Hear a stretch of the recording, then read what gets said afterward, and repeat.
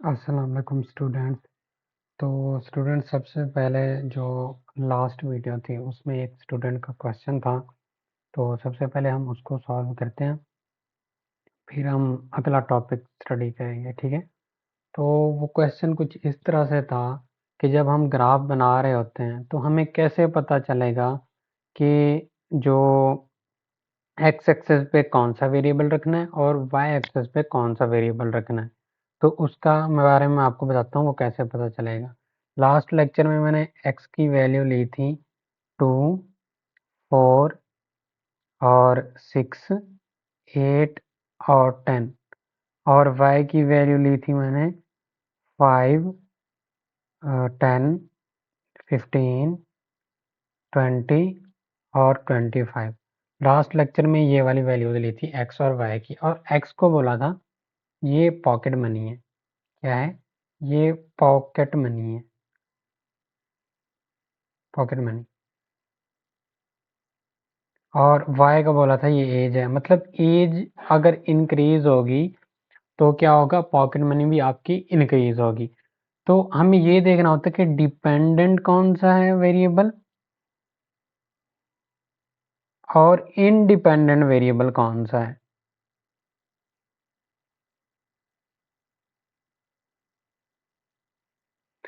ठीक है। डिपेंडेंट जो होता है वो ऑलवेज वाई एक्सेस पे ही आएगा। डिपेंडेंट किस पे आएगा? वाई एक्सेस पे। और जो इंडिपेंडेंट होता है वो एक्स एक्सेस पे आता है, एक्स एक्सेस पे। ठीक है।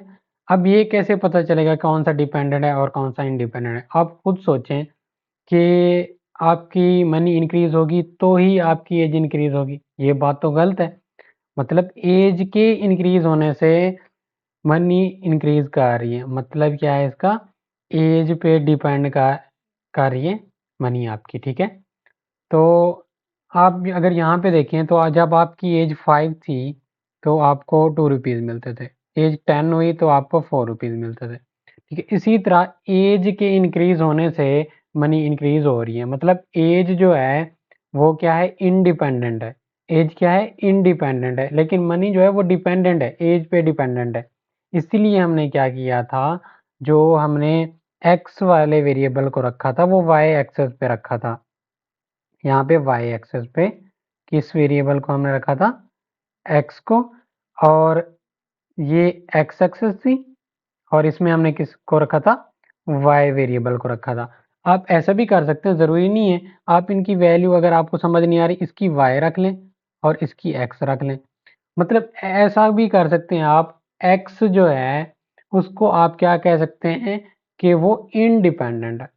ठीक है। अगर आप एक्स को एक्स एक्सिस पे रखते हैं तो वेरिएबल के नेम चेंज कर दें। ठीक है। लेकिन हमेशा इंडिपेंडेंट जो होगा वो एक्स एक्सिस पे आएगा और जो डिपेंडेंट होगा वो वाई एक्सिस पे आएगा। मैटर नहीं करता यहाँ पे कौन सा लेटर है, एक्स है या वाई है लेटर यहाँ पे। ठीक है। हो सकता है एच हो सकता है लेटर हो ही ना, यहाँ पे सीधा सीधा लिख दिया जाए मनी और एज। और ये भी पॉसिबल है कोई और इसका डाटा सेट आ जाता है जैसे हाइट और वेट का। तब आप क्या करेंगे? आपने ये देखना है कौन सी चीज़ डिपेंडेंट है और कौन सी चीज़ इंडिपेंडेंट है। ठीक है। तो हम ये तो बात क्लियर होगी। अब हम अपना टॉपिक डिस्कस करते हैं, जो कि टॉपिक क्या है हमारे पास। मैं इसको डायल कर देता हूँ। अच्छा, तो हमारे पास टॉपिक क्या है? Simple linear regression model and correlation analysis. सबसे पहले आप ये देखें कि लीनियर रेग्रेशन क्या होता है। एक मेथड होता है, एक मेथड होता है finding the best straight line, जो क्या करता है? बेस्ट स्ट्रेट लाइन फाइंड करता है किसके दरमियान? बिटवीन टू वेरिएबल्स, दो वेरिएबल्स के दरमियान best fitting straight line find करता है ये मेथड। ठीक है। मतलब कि अगर एक ग्राफ है, ये एक ग्राफ है, तो हमें कैसे पता चलेगा कि स्ट्रेट लाइन यहाँ पे आनी है, यहाँ पे आनी है, यहाँ पे आनी है या यहाँ पे आनी है? तो ये हमें कौन बताएगा? लीनियर रेग्रेशन बताएगा कि कौन से इसमें जो स्ट्रेट लाइन है वो फिट है। ठीक है। अगर हम इसकी इक्वेशन देखें तो क्या है? y is equal to beta naught beta 1 और x की वैल्यू, और ये ई है। इसका मतलब क्या होता है? Error term. अगर हम यहाँ पे ये देखें तो इसको हम ऐसे भी लिखते हैं वाई कैप, वाई कैप भी लिखते हैं। और यहाँ पे हम क्या करते हैं, एरर टर्म को निगलेक्ट भी कर देते हैं कि यहाँ पे एरर कुछ नहीं आएगा, ठीक है। हम इसको इस तरह भी लिख सकते हैं, ये फार्मूला भी ठीक है, ठीक है, इस तरह भी लिख सकते हैं। एक और फार्मूला भी है, वाई लिखें या वाई कैप लिखें आपकी मर्जी है। और यहाँ पे आप क्या लिख सकते हैं, एक और फार्मूला, आप यहाँ पे एक और फार्मूला ये लिख सकते हैं कि ये हम इसको सी भी लिखते हैं, बीटा नॉट को सी और बीटा वन को एम भी लिखते हैं, एम एक्स, ये फॉर्मूला भी सही है, ठीक है। अगर हम यहाँ पे देखें तो y क्या है, डिपेंडेंट वेरिएबल है, जो किस पे डिपेंड कर रहा होगा, x पे डिपेंड कर रहा होगा। x क्या है, इंडिपेंडेंट वेरिएबल है, ठीक है। देखें x की अगर वैल्यू चेंज होगी तो y चेंज होगा, ठीक है। तो y हमारे पास क्या है, डिपेंडेंट है, और x क्या है, इंडिपेंडेंट है। और b नॉट को हम इंटरसेप्ट कहते हैं और b वन को हम स्लोप कहते हैं, और ये एरर टर्म है, ठीक है, ये जो लिखा हुआ है एरर टर्म है। और इस एरर टर्म को हम निगलेक्ट भी कर सकते हैं। आगे चलते हैं हम, मैं इसको डेल कर देता हूँ।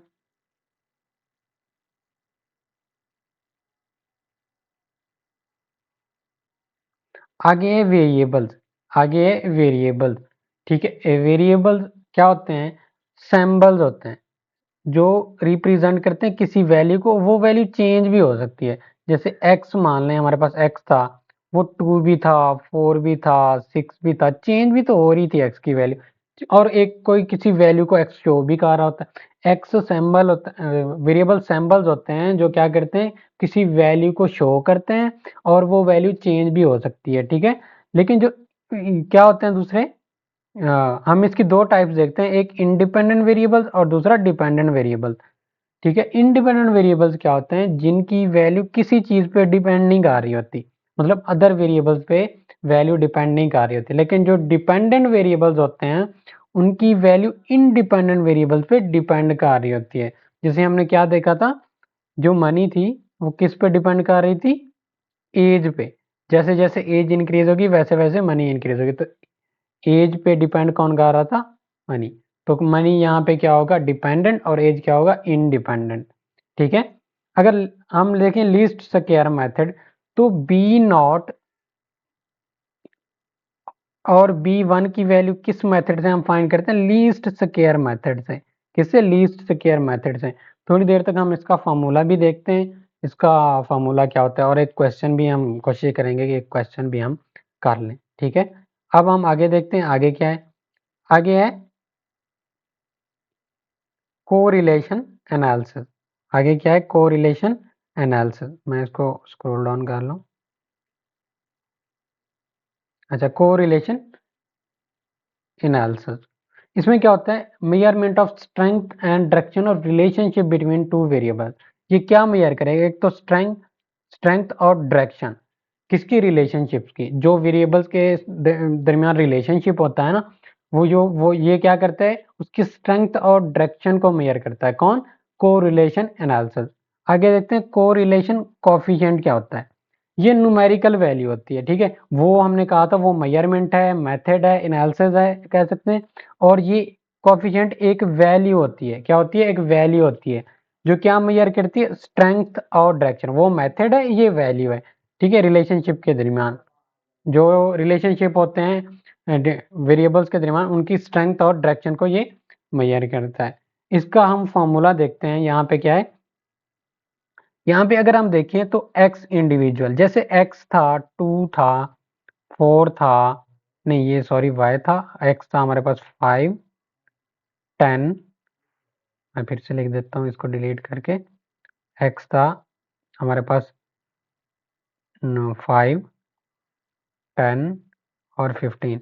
यहाँ पे इसको मैंने x क्यों लिखा, क्योंकि ये एज थी, और एज क्या थी, इंडिपेंडेंट थी। तो यहाँ पे जो एक्स आई है वो इंडिपेंडेंट जो चीज होगी वो एक्स आई है, ठीक है। और यहाँ पे एक्स बार क्या है, इन सबको प्लस करके जितने ये नंबर है उससे डिवाइड करना। मतलब इसका फॉर्मूला क्या होता है, एक्स बार का सुमेशन एक्स, सारे एक्स को प्लस करो और फिर उनकी जितनी तादाद है उससे डिवाइड कर दो, ये मीन निकल आएगा, ठीक है। और अगर हम y देखें, y यहाँ पे क्या है, y डिपेंडेंट वेरिएबल है, ठीक है। जो भी डिपेंडेंट वेरिएबल होगा उसको y i में हम लिखेंगे, किसमें लिखेंगे, y i में लिखेंगे। और उससे आगे देखिए यहाँ पे y कैप नहीं है, y बार है, ठीक है, ये मीन है। तो y का मीन कैसे निकलेगा, y बार, ये कैसे निकलेगा, सुमेशन y ओवर n, ये इस तरह से निकलेगा, ठीक है। तो हम ये थोड़ी देर तक ये क्वेश्चन करते हैं, फिर आपको समझ आ जाएगी, ठीक है। आगे इंटरप्रिटेशन ऑफ r, अगर r 1 के इक्वल होगा तो परफेक्ट पॉजिटिव कोरिलेशन है। अगर r क्या होगा, r हुआ -1 तो क्या होगा, नेगेटिव, परफेक्ट नेगेटिव है। अगर r 0 के इक्वल हो जाता है तो उनके दोनों कोई रिलेशन नहीं है, ठीक है, वो ये दोनों ही इंडिपेंडेंट है, उनके वेरिएबल के दरमियान कोई रिलेशन नहीं है।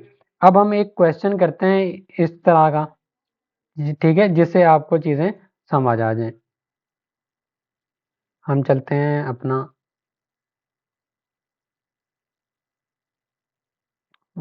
यहाँ पे। अच्छा, अब हम क्वेश्चन करते हैं एक सॉल्व, ठीक है। सबसे पहले हमने क्या लिखा था, हमने ये रखा था कि मनी क्या थी, मनी थी 2, 4, 6, 8 और 10, और एज क्या थी,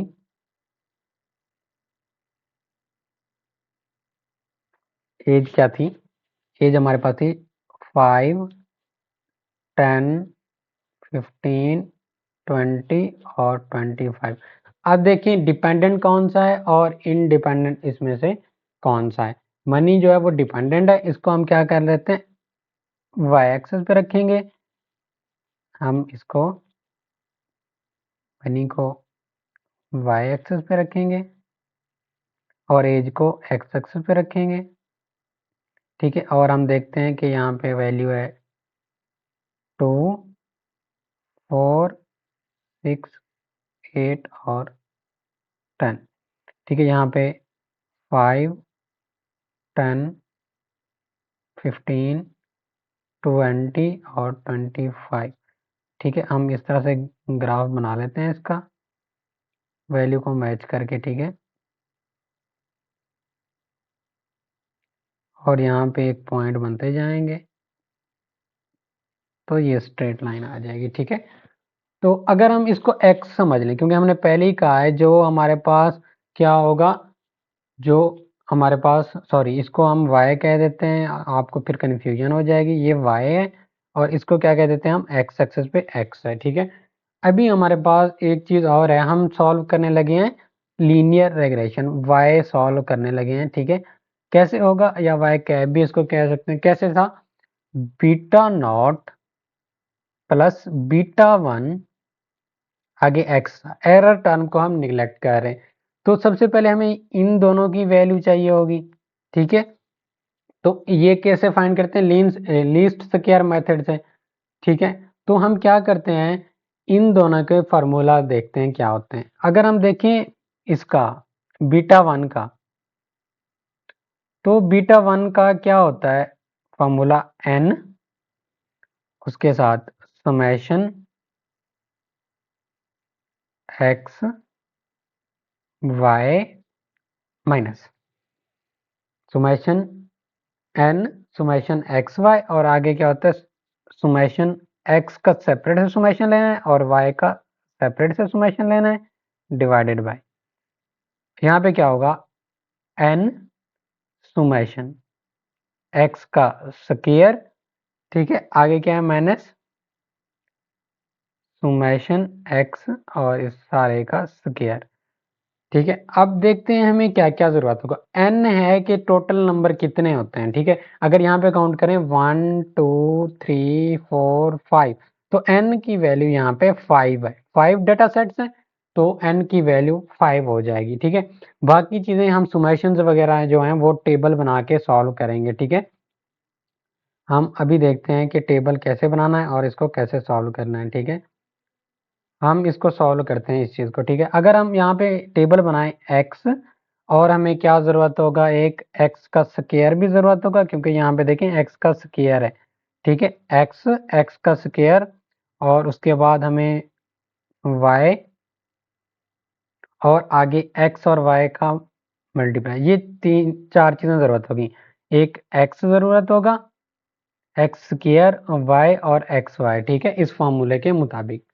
अब हम इसकी क्या बनाते हैं, एक टेबल बनाते हैं हम इसकी क्या बनाते हैं, एक टेबल बनाते हैं और टेबल से हम इसको सॉल्व करेंगे। सबसे पहले अगर हम यहाँ पे देखें इस टेबल को, एक्स क्या था हमारे पास, एक्स हमारे पास क्या था, एक्स था हमारे पास 5, 10, 15, 20 और 25। एक्स में वही रखना है जो डिपेंडेंट हो, फिर बार बार कह रहा हूँ ये गलती नहीं करनी, एक्स में वही रखना है जो क्या हो, जो इंडिपेंडेंट हो। एक्स में वही रखना है जो इंडिपेंडेंट हो और वाई में डिपेंडेंट रखना है। एक्स में इंडिपेंडेंट, वाई में डिपेंडेंट। अब इसका अगर हम स्क्वायर लें तो क्या बनता है, 5 का ये बनता है 25, ये बनता है 100 और ये बनता है 225 और इसका बनता है 400 और इसका बनता है 625 स्क्वायर, ठीक है। और y अगर देखिए हमारे पास क्या थे, 2, उसके बाद था 4, 6, 8 और 10, ठीक है। और x और y फाइंड करना है हमने, x और y फाइंड करना है।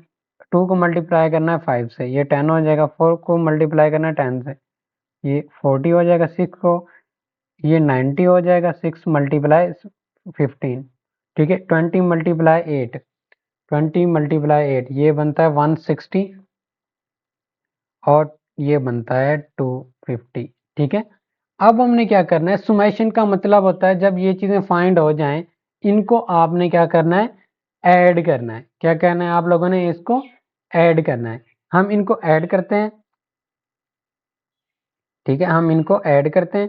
जैसा कि मैं इसको थोड़ा सा नीचे कर लेता हूँ, थोड़ी स्पेस मिल जाएगी। अच्छा, अब हम इनको क्या करते हैं, ऐड करते हैं।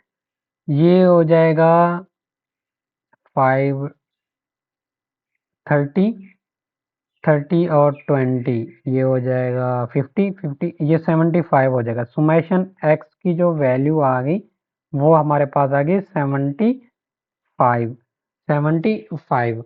और अब हम क्या करेंगे, इसका भी सुमेशन लेना है, सुमेशन एक्स स्क्वायर, क्योंकि यहाँ पे देखें अगर हम सुमेशन एक्स स्क्वायर हमें ज़रूरत होगी इसकी आगे, ठीक है। सबको ऐड करना है, हम कैलकुलेटर से हम इसको ऐड कर लेते हैं, ठीक है। हम इसको कैलकुलेटर से ऐड कर लेते हैं। मैं कैलकुलेटर ओपन कर लेता हूँ, यहाँ से कैलकुलेटर ओपन कर लेता हूँ और हम इसको जल्दी जल्दी ऐड करते जाएंगे,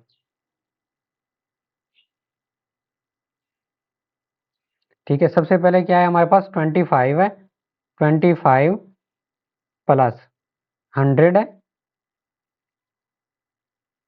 100 प्लस 225 है, प्लस आगे है 400 है,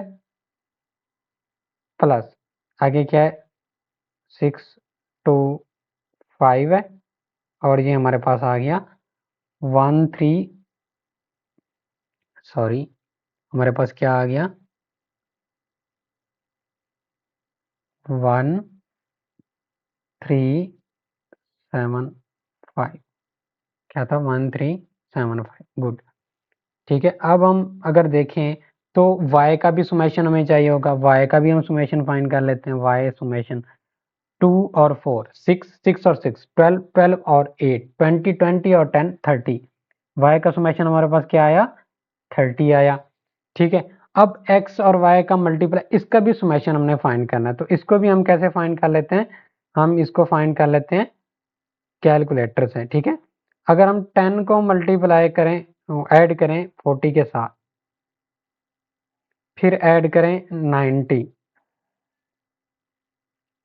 फिर ऐड करें हम उसमें 160, फिर ऐड करें 250,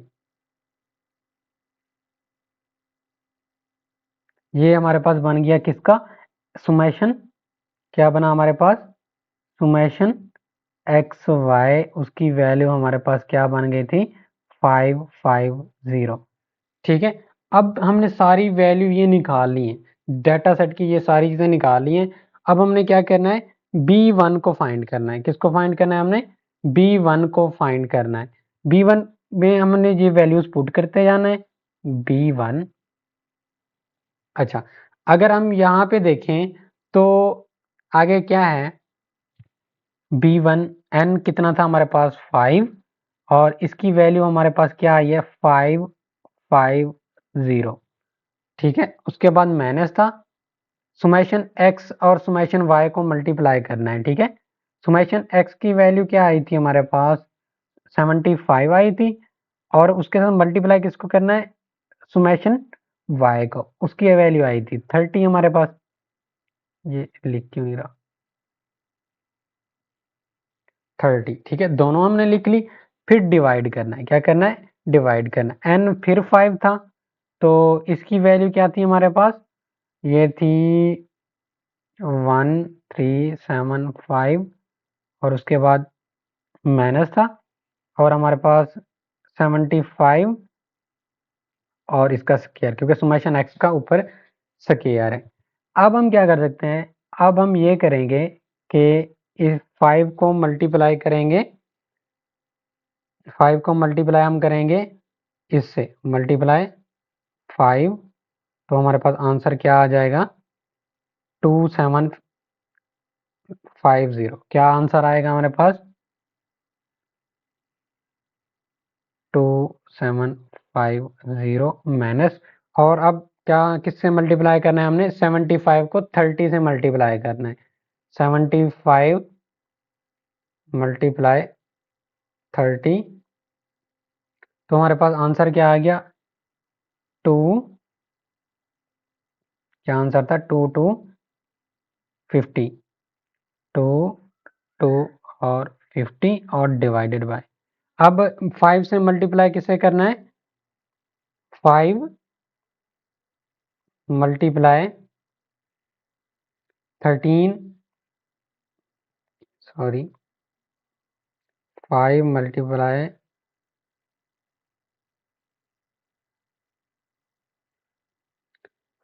5 मल्टीप्लाई, क्या हो रहा है?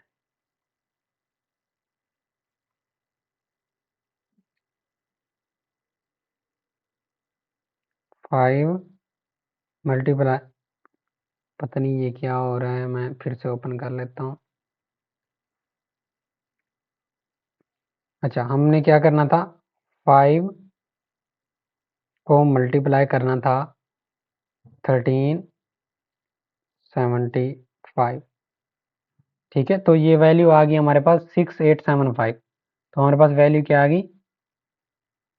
6875 माइनस से आगे, और हम 75 को 75 से मल्टीप्लाई करेंगे, तो एक, एक मिनट, हाँ, 75 का स्क्वायर लेंगे हम, इसको हम सबसे पहले ऐसे कर देंगे 75, और इसका स्क्वायर, ये अब हमारे पास क्या बना? 5627, 5625, आई थिंक ऐसे ही बना। अच्छा, यहाँ तक समझ आ गई। अब आगे करते हैं सॉल्व।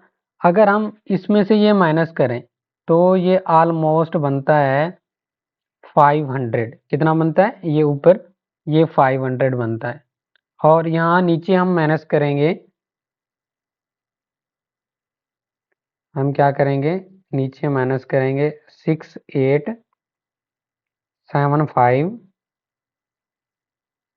माइनस 5625। ठीक है, तो हमारे पास ये क्या आ गया? 1250। ठीक है, अब हम क्या करेंगे? हम 500 पे इसको डिवाइड कर देंगे। 500 डिवाइडेड बाय 1250, तो हमारे पास आंसर क्या आ गया?